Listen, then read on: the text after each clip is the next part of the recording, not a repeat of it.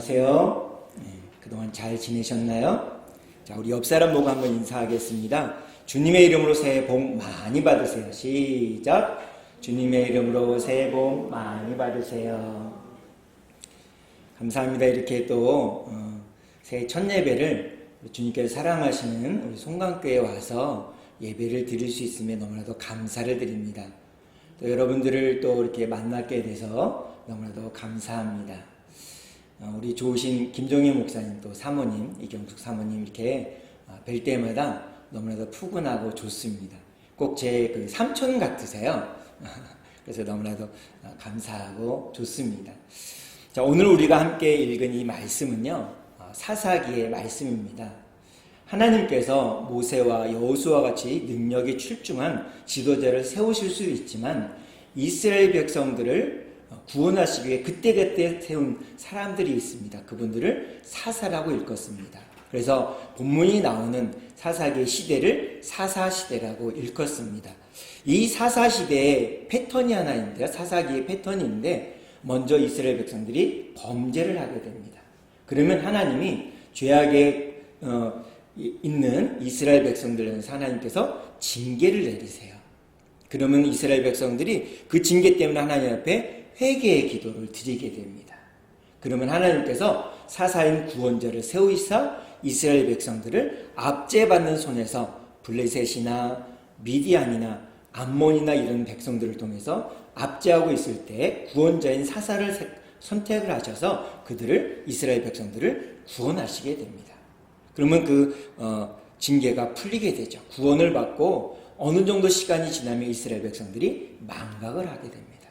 그러다가 또 무엇을 하냐면 이스라엘 백성들이 다시금 범죄를 일으키게 됩니다. 이 사사기의 패턴이 이 5가지 패턴으로 계속 이렇게 돌아가게 됩니다. 그렇게 여러 사건을 통해서 이루어지게 됩니다. 이런 안타까운 일들이 비단 사사기에만 기록되어 있을까요? 사사시대를 살아가고 있는 이스라엘 백성들에게만 그런 일이 있었을까요? 아담 범죄 이후에 모든 세대와 모든 시대와 모든 사회와 모든 개인의 삶 가운데 이런 일들은 계속적으로 끊임없이 반복되어져 갔다라는 사실인 것입니다. 이 자리에서 예배드리고 있는 우리들도 하루하루의 삶 가운데 하나님 앞에 더 범죄하기도 하고 하나님이 또 어려움 가운데 또 우리가 어려움 가운데 있으면 하나님 앞에 기도하고 또 하나님이 구원의 손길을 베푸시사 그 어려운 점들을 또 헤쳐주시는 이런 일들이 계속적으로 지속적으로 있는 것을 우리는 경험하게 되어집니다. 그래서 아담 범죄 이후에 모든 시대와 사람들 삶 가운데 가정 가운데 이런 일들은 계속적으로 되어졌다라는 것입니다. 그런 어려움 가운데 하나님이 구원을 베푸시고 그 고난과 고통에서 건져주심에도 불구하고 감사는 짧게 하고 망각해버리는 것이 우리의 실상이라는 것입니다. 그래서 그런 일들이 계속적으로 우리의 삶 가운데 반복적으로 이 악순환이 계속적으로 돌아가는 것을 볼 수가 있다는 것입니다. 더욱더 심각한 것은 무엇이냐면 인간의 부패하고 더럽고 추악한 모습들이 점점 심각해져서 악취가 여기저기에서 나타난다는 사실인 것이죠. 이것을 우리가 끊어야 되는데 이것이 반복되는 것을 우리가 없애야 되는데 그러지 못하고 있는 것이 우리의 현실이기도 합니다. 그래서 그런 모습들이 고스란히 담아져 있는 책이 무슨 책이냐? 바로 오늘 본문으로 우리가 함께 읽은 사사기의 말씀이 기록되어 있는 사사기서가 바로 그런 모습을 갖고 있습니다. 이 사사기서에는요 13명의 사사들이 나타납니다. 그 인물들 몇 면을 살펴보면 우리들과 별반 다르지 않고 우리들보다 더 못한 사람들이 사사로 부름받는 것을 볼 수 있습니다.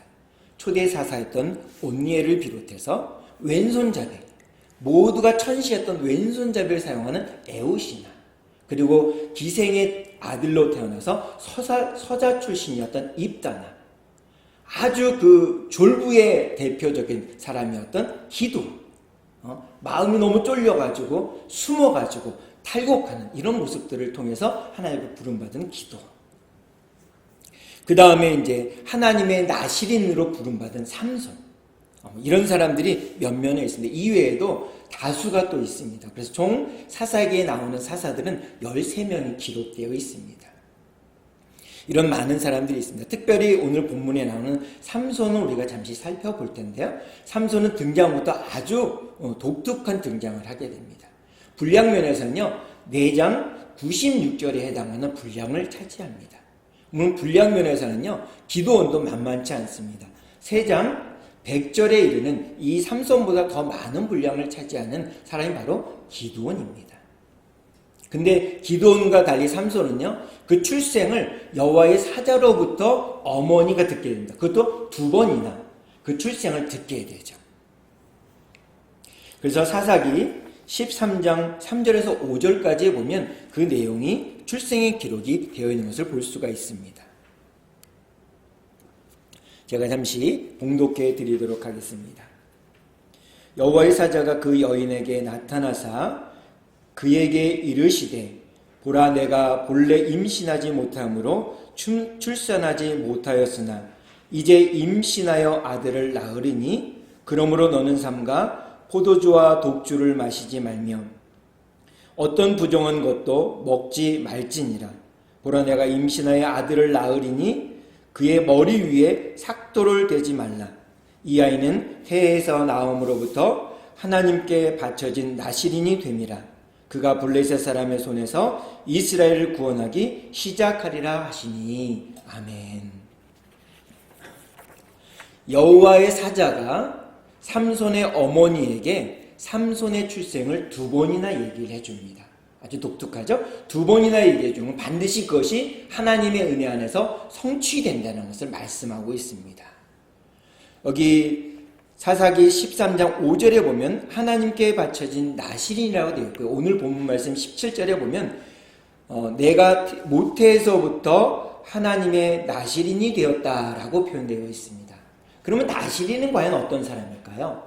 일반적으로 나실인은요, 하나님께서 특별한 일을 위해 특별히 구분하여 일정 기간 세운 사람을 나실인이라고 표현합니다.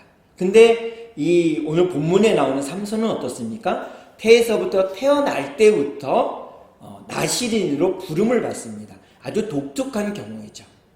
모두가 그런 것은 아니지만 이 삼손의 경우가 그렇습니다. 사무엘도 마찬가지로 그런 사람이었죠. 특별히 오늘 본문에 나오는 이 삼손은 어떤 나실인의 기준을 갖고 있냐면 첫 번째는요, 3가지 기준인데 첫 번째는요, 포도주와 독주를 마시지 말라고 했습니다. 이것은요, 많이 마시게 되면 어떻게 되냐면 그 이성의 끈을 놓아버리는 안타까운 일이 일어나기 때문에 이것을 금했습니다. 2번째로는요, 부정한 것을 먹지 말라고 했습니다. 이것은 살생하여 죽은 것, 이런 것들은 먹지 말도록 하나님께서 명령하셨죠. 3번째는 이 삼손에게만 해당되는데 머리에 삭도를 대지 말아라 라고 말씀하셨습니다. 이것은 삼손에게만 해당되는 것을 볼 수 있습니다. 이렇게 3가지 나실인에 대한 특징이 있습니다. 우리가 잘 아는 대로 삼손은요, 4장에 일컬어서 많은 분량을 차지하면서 이 삼손의 일정들을 그 삶의 모습들을, 궤적들을 쭉 따라가면서 기록해 놓고 있습니다. 특별히 13장에 보게 되면 그가 태어나는 것도 이렇게 서상에 기록되어 있는 것을 볼 수가 있다는 것입니다. 화려하게 등장합니다. 그러나 그의 마지막은요, 우리가 오늘 본문을 읽은 것을 보면 그의 머리가 깎임으로 말미암아 눈도 뽑히게 되고, 그래서 동아줄에 묶여서 꽁꽁 묶여서 그 블레셋의 맷돌을 돌리게 되는 아주 안타까운 모습으로 그의 생을 마감하게 됩니다. 그리고 그가 기둥에 둘을 끌어당겨가지고 블레셋 사람들을 다 죽이고 함께 죽는 최후를 장렬하게 이렇게 마치는 것을 볼 수 있습니다. 처음은 아주 성대하게, 거대하게 나타났습니다. 그러나 마무리는 별로 이렇게 좋지 못하게 되어지는 것을 볼 수가 있습니다. 하나님께서 인간의 본성의 부패함 때문에 안타깝게 여기시게 됩니다. 점점 부패하게 돌아가는 이 모습을 안타깝게 보셨습니다. 근데 우리로서는 이 부패하고 죄 가운데 관용되어 있는 부분을 우리 힘으로는 해결할 수가 없다는 것입니다. 그러면 해결할 수 있는 방법이 아예 없을까요? 그렇지 않습니다. 그 해결할 수 있는 방법, 해결할 수 있는 길을 하나님께서는 우리에게 허락해 주셨습니다. 그것이 무엇인가 하면 구세주이신 예수 그리스도를 우리 마음속에 받아들이는 것입니다. 그분을 우리의 마음속에 모시고 그분과 동고동락하는 것입니다. 그리고 그분이 말씀하신 이미 오래전에 예언되어 있던 하나님의 말씀을 우리 마음판에 새기고 그 말씀을 붙들고 날마다 살아가는 것입니다. 그 말씀을 붙들고 주님과 동행하며 살아갈 때 우리는 우리 마음 가운데 우리 속으로부터 나타나는 이 부패함과 죄악들로부터 하나의 말씀으로 우리는 이겨갈 수 있다는 사실인 것입니다. 그 외에는 어떤 것으로 우리는 그 부패함을 이길 수 없습니다. 그래서 2022년을 지나보내면서 우리의 죄악 가운데 우리의 고난과 고통 가운데 있었지만 우리의 힘으로 이길 수 없는 일들이 너무나도 많아서 때로는 좌절하고 낭망하고 무너지는 우리의 상황 가운데서도 우리는 지금까지 이렇게 살아왔던 것은 바로 우리의 마음 가운데 새겨져 있던 하나님의 말씀을 온전히 붙들 때만이 가능했던 것을 우리는 경험해 보았습니다. 이제 2023년도 새해 첫날 우리가 첫 예배를 신년 감사 예배로 드리고 또 제가 송강교회 부임하는 예배로 우리는 드리고 있습니다. 2023년도를 시작하면서 우리는 무엇으로 새롭게 다시 시작할 수 있을까요? 작년과 같이 고난과 고통 가운데 내 지혜와 내 능력과 내 가지고 있는 능력으로 해결해 보려고 애를 쓰시겠습니까? 아니면 주님의 말씀, 하나님이 우리에게 허락해 주신 이 말씀을 붙들고 이제 2023년도를 새롭게 시작하시기를 원하십니다. 그 선택은 저와 여러분들의 몫인 것입니다. 다시금 우리가 시작할 때 주님은 매 순간 말씀해 주실 줄로 믿습니다. 오늘 말씀의 제목을 제가 무엇으로 잡았을까요? 무엇으로 잡았죠? 주보에 보면 다시 시작으로 잡았습니다. 제가 신대원 들어 3학년 때 되었을 때 준전임을 하고 있었던 교회에 어려움이 생겼습니다. 그것이 제가 마음에 부담이 되고 어려움이 생겼는지 이 머리가요 갑자기 확 빠지더라고요. 그래서 하수구가 막 막히더라고요. 그래서 제가요 3년 전까지만 해도 이 맨살과 같이 여기 가운데가 머리가 없었습니다. 근데 3년 전부터 머리카락이 조금씩 나서 지금 제가 이렇게 잡으면 잡힐 정도의 머리카락은 나왔습니다. 그래서 하나님께서 작년 하반기에 제가 잠시 모든 사역을 내려놓고 주님 앞에 기도하고 있었습니다. 주님의 때를 기다리면서 주님이 나를 어떻게 또 이끌어 가실지를 묵묵히 묵상하며 기도할 때 하나님께서 허락하셔서 송강교회에 오게 되었고 하나님의 은혜로 또 우리 좋은 목사님, 사모님 그리고 우리 성도님들을 만날 수 있는 귀한 기회를 허락해 주셨어요. 주님이 허락해 주지 않았다면 저는 올 수 없었을 것입니다. 이런 귀한 기회를 주님께서 허락해 주시면서 다시금 머리카락이 자라듯이 저에게도 목회의 목양의 길을 허락해 주시고 다시금 시작할 수 있는 기회를 허락해 주셨다는 것입니다. 2023년도가 우리 앞에 놓여져 있습니다. 이제 2023년도를 우리가 시작할 때 주님의 말씀을 붙들고 시작하는 것입니다. 주의 말씀으로 나아가는 것입니다. 주의 말씀이 이끄는 곳으로 우리가 나아가는 것입니다. 2023년도 우리 자리에 계신 모든 성도님들 하나님의 나라에 대한 소망을 붙들고 예수 그리스도께서 나를 구원하신 믿음을 붙들고 이웃을 향한 복음을 나누는 사랑을 가지고서 조금씩 우리의 믿음이 조금씩 자라나 주님의 때에 주님의 놀라운 일들을 바라보고 믿음으로 걸어갈 수 있는 2023년이 되기를 주님의 이름으로 축복합니다. 오늘 본문 말씀 보니까 이렇게 기록되어 있습니다. 제가 읽어드릴게요. 제가 갖고 있는 개정판으로 읽어드릴게요. 그의 머리털이 밀린 후에 다시 자라기 시작하니라 이렇게 되어 있습니다. 밀려서 더 이상 이 삼손에게는 소망이 없습니다. 삼손에게는 비전이 없습니다. 살아갈 목적도 없었습니다. 그런데 하나님께서는 그 밀린 머리가 다시 자라나게 하시면서 소망을 주셨습니다. 어떻게 시작할까요? 하나님의 역사하심으로 시작하는 것입니다. 삼손은 절망했지만 삼손은 낭망했지만 하나님의 역사하심과 하나님의 일하심이 시작되었던 것입니다. 한 인물을 소개하고자 합니다. 그 사람은요 이스라엘 백성들의 없어서는 안 되는 민족의 지도자였습니다.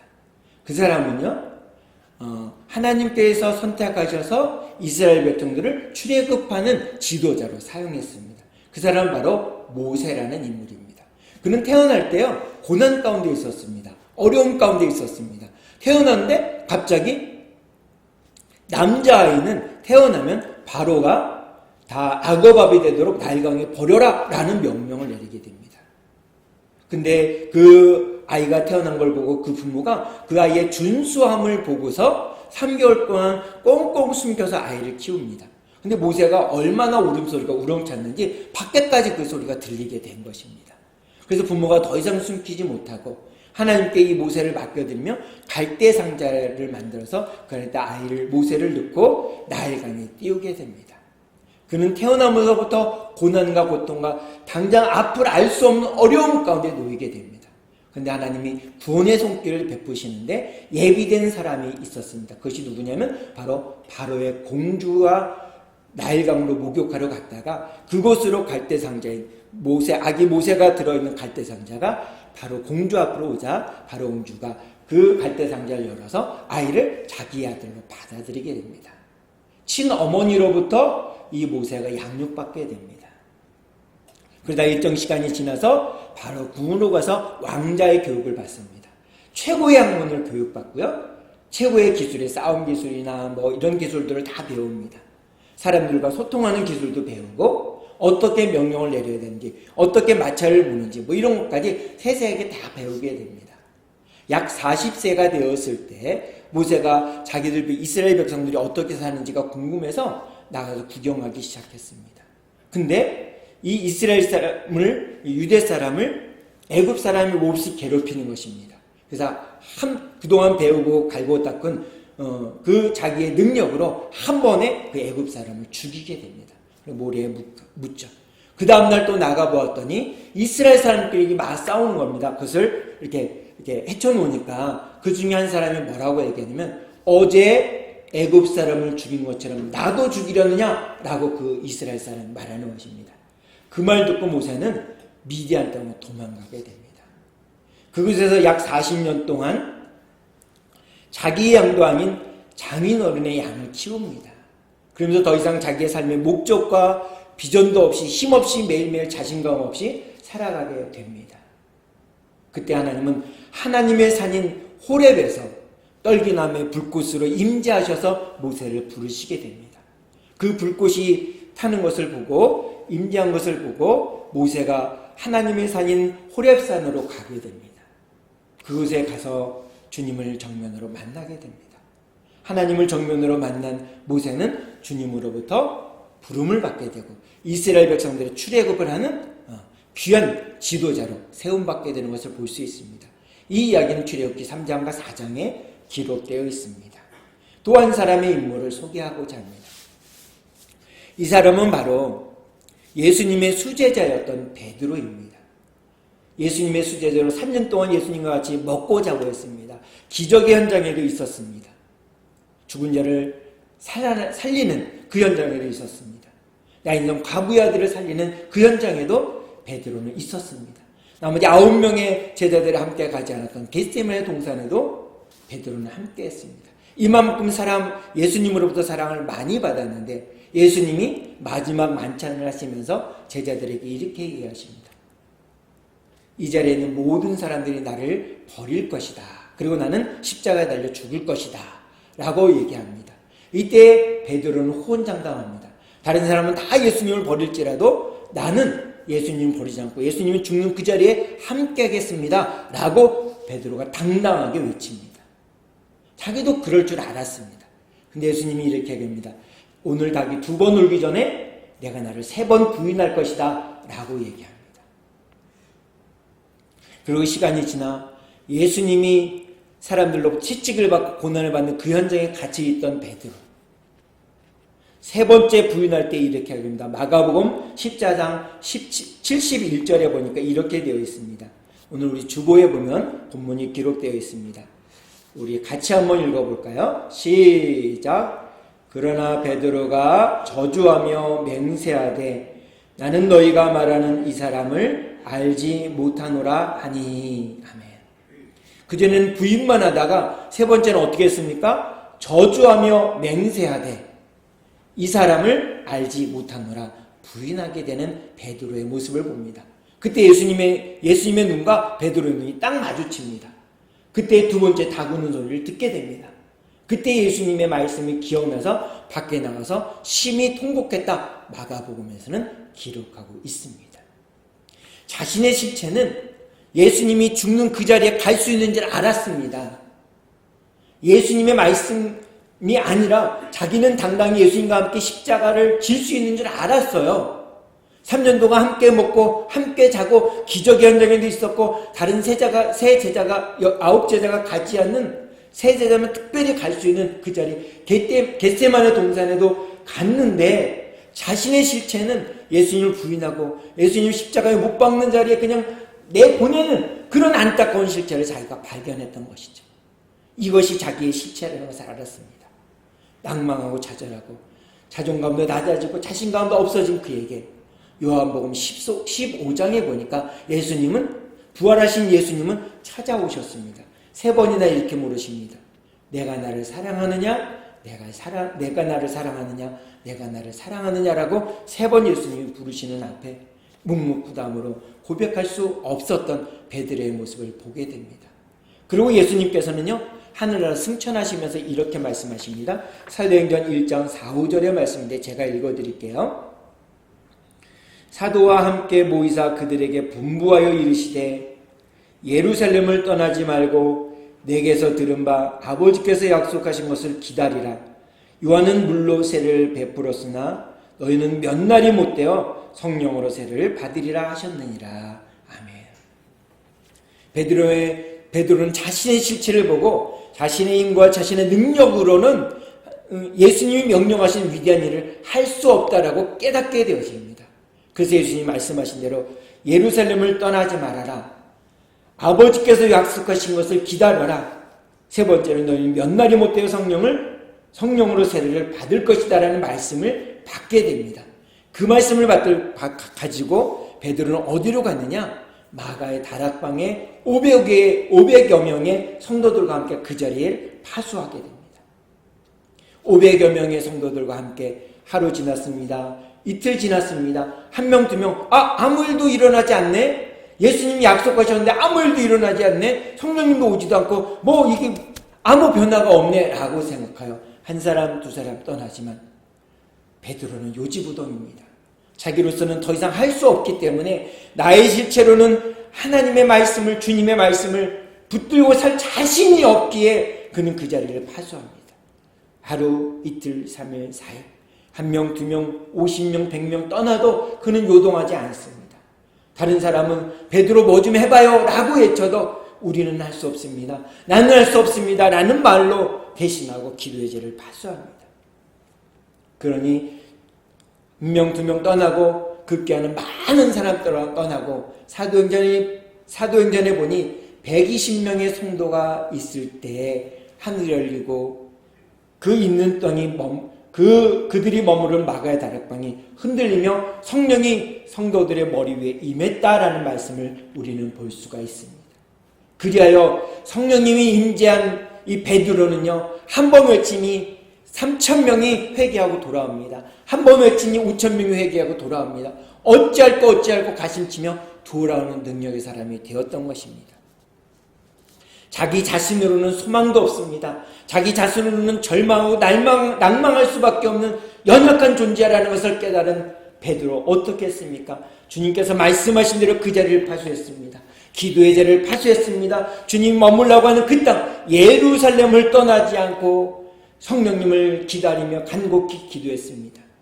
그러할 때 베드로에게 임했던 성령님, 120명에게 임했던 성령님을 통해서 예루살렘의 주님의 복음이 전해지고 이방인에게까지 복음을 전하는 놀라운 일을 감당하게 되었다는 것입니다. 베드로로서는, 육신의 옷을 입고 있는 베드로로서는 할 수 없었지만 성령님이 함께 하실 때, 주님의 말씀이 임하고 성령이 임할 때 그를 성령님이 붙들고 말씀이 이끄는 곳으로 갈 때마다, 순종할 때마다 놀라운 하나님의 일들이 시작되어지고 진행되어지고 결실맺는 것을 볼 수가 있다는 것입니다. 사랑하는 성도 여러분, 베드로로서는 되지 않습니다. 우리로서는 되지 않습니다. 저로서도 되지 않습니다. 우리 사랑하는 이 자리에 함께 예배를 드리는 목사님을 비롯한 우리 모두로서는 할 수 없습니다. 주님의 말씀이 우리 안에 임할 때, 성령님이 우리 안에 계실 때, 주님의 말씀을 붙들고 나아갈 때만이 우리의 삶이 변화되어지고 우리를 만나는 모든 사람들이 새롭게 시작되어지는 놀라운 일들이 진행되어질 것입니다. 그것이 오늘부터 지금까지 왔던 것처럼 오늘까지 계속적으로 시작되어 놀라운 하나님의 일들이 우리 교회를 통해서 파천면을 통해서 정성읍과 진보면에 이 정성땅에 임하게 될 줄로 믿습니다. 그 주님 바라보며 주님 말씀을 의지하고 2023년 시작함으로 새로운 일들을 주님의 놀라운 일들을 우리를 통해서 일어나는 것을 함께 체험하며 살아가는 우리 모두가 될 주님의 말씀으로 축복합니다. 두 번째로는요, 그 삼손이 절망하는 그 순간에 하나님께서 그의 삶 속에서 함께 하심으로 새 일이 시작되는 것을 볼 수가 있습니다. 한 사람을 또 소개하고자 합니다. 이 사람은요, 꾀가 굉장히 많은 사람이에요. 다른 사람 속이기를 정말 잘하는 사람입니다. 그래서 그것으로 자기 이익을 취합니다. 그 사람은 누구냐면 바로 야곱이라는 인물입니다. 창세기 28장 12절의 말씀, 우리 주보에 있으니까 우리 한 목소리를 같이 읽어보겠습니다. 시작. 꿈에 본즉 사닥다리가 땅 위에 서 있는데 그 꼭대기가 하늘에 닿았고 또 본즉 하나님의 사자들이 그 위에 오르락 내리락 하고. 아멘. 우리가 사다리를 이렇게 놓아보면 어디에서 우리가 출발을 하죠? 사다리를 이렇게 놓으면 바닥에서 올라가잖아요. 그래서 여기 표현해 보면 오르락 내리락 이렇게 표현되어 있습니다. 그럼 우리가 알고 있는 대로, 우리가 상식적으로 알고 있는 대로 하나님의 사자, 여호와의 사자는 어디 계시죠? 하늘에 계십니다. 그러면 하나님의 사자가 이 사닥다리를 밟고 오려면 내려와야 됩니다. 내리락 오르락 해야 맞습니다. 근데 여기 12절에 보니까, 창세기 28장 12절에 보니까 어떻게 표현됐죠? 오르락부터 되어 있습니다. 오르락. 그러면 야곱이 누워있는, 야곱이 밟고 다니는 땅부터 올라갔다는 것을 알 수가 있습니다.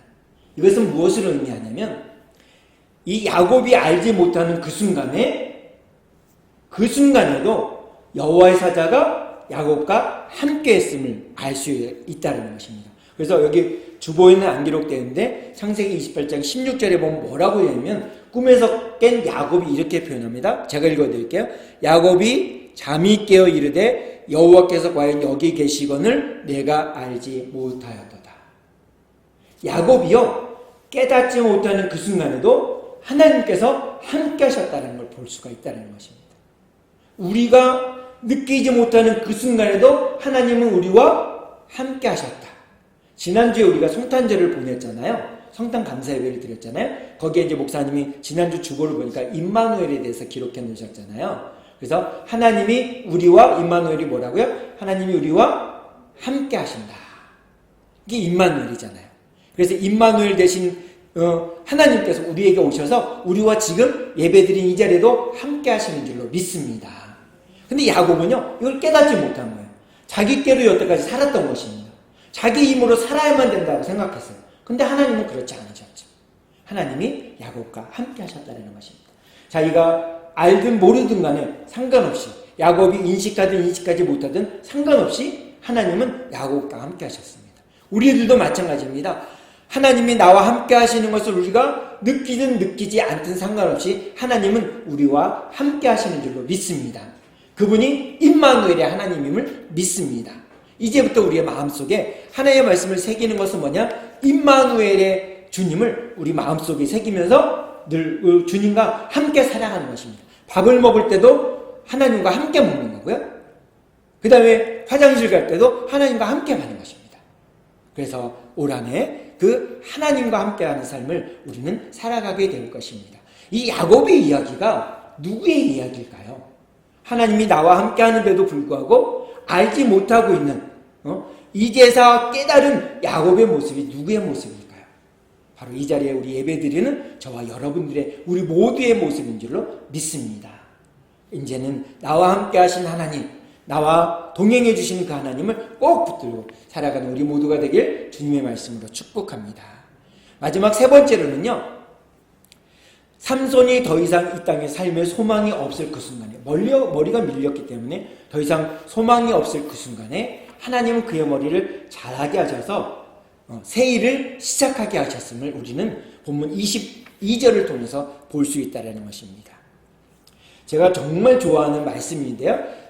성경 66권 1189장 중에서 말씀이 다 좋지만 제 마음에 늘 새기고 묵상하는 말씀이 있습니다. 시편 119편 105절의 말씀입니다. 주보에 있으니까 우리 함께 읽어보겠습니다. 시작. 주의 말씀은 내 발의 등이요 내 길의 빛이니이다. 아멘. 이 말씀이 정말 기가 막힙니다. 옛날에 과거에 우리 이렇게 가로등이나 이 전기불이 들어오지 않은 과거에 이제 사극 같은 데 보면 왕이나 왕세자나 이런 어떤 왕비들이나 이렇게 움직일 때 어떻습니까? 그 시녀들이 그 다음에 그 무술이나 이런 사람들이 내시나 이런 사람은 어떻습니까? 왕 앞에 꼭 등을 이렇게 밝히고 갑니다. 이렇게 밝히고 가요. 그러면 그것을 보고 앞에 장애물이 있다 없다 이거 확인하고 간다는 것이죠. 우리도 마찬가지로 우리의 삶의 여정 가운데 우리가 힘들고 어려울 때 주님의 말씀이 우리의 가는 길을 비춰주는 겁니다. 돌뿌리가 있으면 돌뿌리가 여기 있다 라고 비춰주는 것입니다.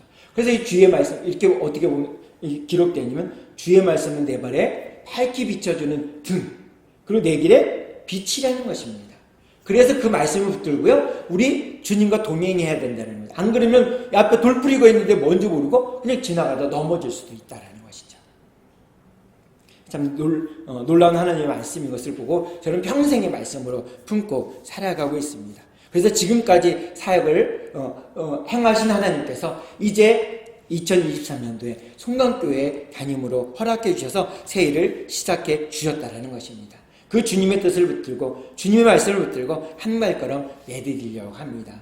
저 혼자 내딛지 않고 우리 성도님과 함께 우리 예배드리는 모든 분들과 함께 손에 손을 잡고 함께 내딛고 살아가게 되어질 것입니다. 마지막으로 한 인물만 제가 소개하고 말씀을 마치도록 하겠습니다. 이 사람은요 불의 사람이었습니다. 바알과 아세라 선지자들과 갈멜산에서 영적인 전투를 벌였던 사람입니다. 근데 이 사람은요 그렇게 위대한 일을 했지만 그들과 전쟁을 일으켜서 영적인 전쟁을 일으켜서 그들을 다 물리치고 하나님의 위대하심과 자기가 하나님의 종이라는 것을 밝혔던 사람이지만 그 연약한 인간입니다. 이 사람은 누구냐면 바로 엘리야라는 사람입니다. 이 사람은 나중에 이 땅에서 죽지 않고 하나님의 불말차를 타고 하늘로 산채로 간 분이 바로 엘리야 선지자입니다.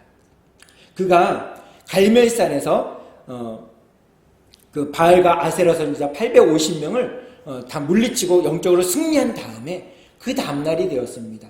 아방의 아내인 왕비인 이세벨 왕비가 자기를 찾아 죽이겠다고 하니까 너무 낭망된 겁니다. 너무 절망된 겁니다. 그래서 하나님 앞에 이렇게 기도해요. 하나님 차라리 저를 죽여주십시오. 내 생명을 걷어주십시오. 라고 기도할 때 하나님께서 뭐라고 말씀하시면 열왕기상 19장 18절에 이렇게 말씀합니다. 죽어있으니까 제가 읽어드릴게요. 그러나 내가 이스라엘 가운데 7,000명을 남기리니 다 바알에게 무릎을 꿇지 아니하고 다 바알에게 입맞추지 아니한 자니라. 이렇게 말씀하고 있습니다. 자기 홀로 이 일들을 했는 줄 알았던 이 엘리야에게 하나님께서는 바알에게 무릎을 꿇지 않은 7,000명이 있다. 7,000명이 있다. 널 위해 배우에 기도하는 7,000명이 있다. 이렇게 말씀하고 계세요. 이 땅에 우리가 삶을 사는데 나 혼자 사는 것처럼 여기지만 나를 위해 기도하는 수많은 영혼들이 있다라는 것입니다. 나 혼자 이 땅에 덩그러니 남았고 내 가족 중에 나 혼자 예수님 믿는 것처럼 여겨지지만 그렇지 않습니다. 여기 있는 성도님을 위해서 기도하는 사람들이 이 땅에 아주 많이 있습니다. 우리 사랑하는 목사님 그리고 사모님 우리 사랑하는 통강교회 20년 동안 이렇게 섬기시며 살았는데 목사님 네 분을 위해서 기도하시는 많은 사람들이 있습니다. 또 저희 가정을 위해서 저와 저희 가정을 위해서 기도하는 세상에 수많은 사람들이 있어요. 그래서 제가 지금까지 이렇게 목회 사역을 계속할 수 있는 것입니다. 특별히 주님께서 사랑하시는 송원교회 와서 이렇게 말씀을 전하고 또 여러분들을 섬길 수 있는 귀한 기회를 주님께서 허락해 주신 것입니다. 제 능력 아닙니다. 제가 할 수 있는 것이 아닙니다. 오로지 주님이 도와주셔야 되고 주님이 할 수 있는 것이고 여러분들이 기도해 주셔야만 가능한 일인 것입니다. 우리 김종희 목사님과 사모님 이경수 사모님 위해서 기도해 주시는 것처럼 저를 위해서도 저희 가정을 위해서도 저희 사모를 위해서도 저를 위해서 또 기도해 주셔야 될 줄로 믿습니다. 그러면 이런 위대한 일들을 어떻게 할까요? 우리의 능력으로, 우리의 힘으로 할까요? 그렇지 않습니다. 이런 위대한 일들, 하나님의 놀라운 일들이 삼손이 죽음으로 말미암아 블레셋 사람들을 다 죽이고 그 하나님의 위대한 일들로 인해서 다시 새로운 삶을 이스라엘 백성들에게 주님께서는 허락해 주셨습니다. 이 새로운 삶을 허락해 주고 새로운 일을 허락해 주셨는데 이것은 어떻게 해야 가능할까요? 주님의 십자가 사건으로 인해서 우리의 삶의 가운데 생명을 허락하신 새 일을 허락해 주셨습니다. 이를 위해서 이 과정 가운데 우리에게 필요한 것이 무엇일까요? 이사야서 62장 6절과 7절은 이렇게 말씀합니다. 우리 2절인데요. 마지막이니까 우리 주보에 있는 말씀을 다 함께 천천히 같이 읽도록 하겠습니다. 시작. 예루살렘이여 내가 너의 성벽 위에 파수꾼을 세우고 그들로 하여금 주야로 계속 잠잠하지 않게 하였느니라. 너희 여호와로 기억하시게 하는 자들아 너희는 쉬지 말며 또 여호와께서 예루살렘을 세워 세상에서 찬송을 받게 하시기까지 그로 쉬지 못하시게 하라. 아멘. 자, 예루살렘 성을 향해서 우리 송강교회를 향해서 파수꾼을 세워주셨습니다. 그리고 우리 한 사람 한 사람을 기도의 파수꾼으로, 교회를 섬기는 파수꾼으로 우리를 불러주셨습니다. 그러면서 무엇을 부탁하냐면 주야로 계속 잠잠하지 않게 하였느니라. 끊임없이 기도하기로 해요. 그럼 우리가 24시간 어떻게 기도할까요? 잠자는 동안도 우리가 주님을 생각하는 것입니다. 걸어다니면서도 주님을 생각하는 것입니다. 밥을 먹으면서도 주님을 생각하는 것입니다. 화장실에서 볼일 보면서도 주님을 생각하는 것입니다. 그것이 주님 앞에 계속 기도를 드리는 것입니다. 기도할 시간에 기도하고. 그래서 어떻게 하느냐? 우리가 주님을 향해서 기도하면, 주님을 기억하고 주님 앞에 나아가면 여호와로 기억하시게 한다는 것입니다. 그래서 여호와로 쉬지 않게 하는 것입니다. 우리가 쉬지 않고 기도할 때 주님께서는 끊임없이 일하십니다. 끊임없이 일하셔서 사랑하는 송강교회에 수많은 영혼들을 보내주실 줄로 믿습니다. 우리를 통해서 많은 영혼들을 구원받게 하실 줄로 믿습니다. 일은 우리가 하는 것이 아닙니다. 우리 안에 계신 예수 그리스도의 능력이 가능하게 하실 것입니다. 나의 힘으로, 나의 능력으로 할 수 없습니다. 나의 힘으로는 할 수 없습니다. 더 이상 소망이 없는 우리로서는 할 수 없습니다. 그러나 우리 안에 계신 능력의 주님, 주의 말씀을 붙들고 기도의 대를 파수할 때, 주의 말씀을 붙들고 나아갈 때, 찬양으로 주님의 전을 파수할 때, 우리의 가정을 주님 앞에 올려드리며 기도하며 가정을 파수할 때 주님이 이런 놀라운 일들, 우리 가족들 속에, 우리 가정 속에, 우리 나를 만나는 모든 영혼들 속에, 우리 교회 식구들을 주님께서, 우리 식구들에게 주님께서는 계속적으로 일하게 되어질 것입니다. 2023년 새로운 한 해를 우리에게 허락하시며 주님은 우리에게 새 일을 허락해 주실 것이라 말씀해 주고 계십니다. 이를 위해서 저와 여러분들이, 우리 모두가 다 함께 손에 손을 잡고 주님 앞에 기도의 자리를 파수하며 찬양의 자리를 파수하고 예배의 자리를 파수함으로 말미암아 놀라운 일들이 이 송강교회를 통해서, 우리 사랑하는 성도님의 가정을 통해서, 우리의 앞길을 통해서, 그리고 이 파천면과 청성읍과 진보면의 이 청송 땅에 주님의 놀라운 일들이 계속적으로 이루어지게 되어질 것입니다. 그 믿음을 가지고, 그 능력을 가지고 주의 말씀을 듣고 주님과 날마다 동행하심으로 놀라운 일들, 복된 일들, 주님의 새 일을 날마다 경험하며 바라보고 나아갈 수 있는 우리 모든 성도들이 되어지길, 우리 청송교회가 되어지기를 주님의 이름으로 축복합니다. 기도하시겠습니다. 참 좋으신 아버지 하나님, 감사를 드립니다. 하나님의 놀라운 은혜와 사랑 가운데 2022년도까지 살게 하시고 이제 2022년, 23년 새해를 우리에게 허락해 주시고 첫날 첫 시간 주님 앞에 올려드리면 예배를 드릴 수 있도록 해주셔서 너무나도 감사를 드립니다. 우리의 능력 아닙니다. 주님의 능력인 줄 믿사오니 우리 마음 가운데 함께 하신 예수 그리스도의 능력을 붙들고 믿음으로 날마다 살아갈 수 있는 저희 모두가 될 수 있도록 인도해 주시옵소서. 오늘도 놀랍게 역사하시는 귀한 하나님의 은혜 가운데 2023년도를 저의 말씀을 붙들고 하루하루를 한 시간 한 시간, 하루하루 한 달 한 달을 살아갈 수 있는 저희 모두가 될 수 있도록 인도해 주시옵소서. 우리 한 사람 한 사람을 부르셔서 기도의 자리를 파수하기로 하는 파수꾼으로, 또 예배 자리를 파수하는 파수꾼으로, 찬양의 자리를 파수하는 파수꾼으로 저희들을 부르셨사오니 주의 말씀을 붙들고 주님과 동고동락하며 2023년도를 주의 말씀 가운데 살아갈 수 있는, 그래서 우리의 삶 가운데 새해를 시작하시는 놀라운 하나님의 일을 다시 한번 바라보고, 절망 가운데 있던 삼손의 모습으로 절망으로 낭망으로 끝나는 것이 아니라 머리가 밀렸지만 다시 자라기 시작하는 놀라운 하나님의 새해를 바라보고, 우리도 2023년도 주님의 새해를 붙들고 믿음으로 걸어갈 수 있는 주님의 백성들을 다 될 수 있도록 인도해 주시옵소서. 감사합니다. 예수님의 이름으로 기도하옵나이다. 아멘.